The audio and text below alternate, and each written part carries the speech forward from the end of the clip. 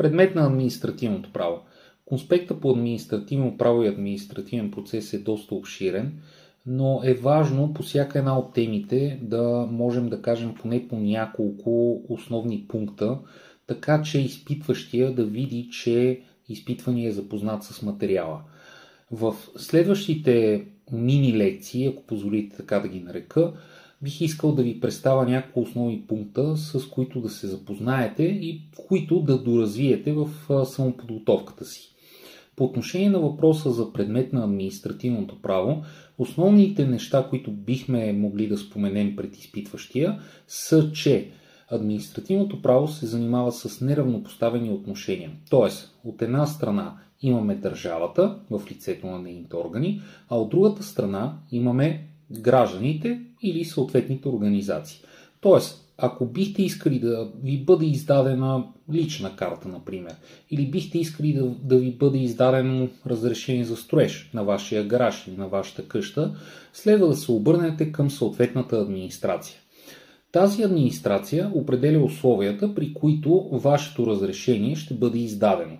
Или съответно вашето заявление за издаване на лична карта ще бъде одобрено.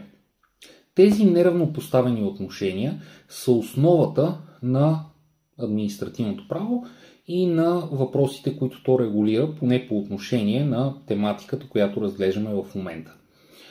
Има още доста примери, които ще споменем в бъдещите мини лекции, но за сега нека да обобщим. Административното право регулира обществени отношения в сферата на изпълнителната дейност.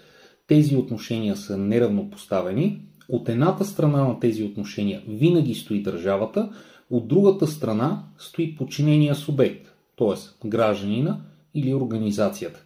Няма как гражданина или организацията да се договарят, както в частното право, с държавата. В частното право първият субект предлага условия, вторият субект приема условията, предлага контраусловия и накрая двата субекта се разбират. В административното право държавата винаги има императивни условия по отношение на гражданите или организациите. С тях тези граждани и организации трябва да се съобразят. Ако не се съобразят, няма да могат да получат съответната, ако щете, облага от страна на държавата. Няма да могат да получат личната карта, няма да може съответната организация да бъде регистрирана като такава.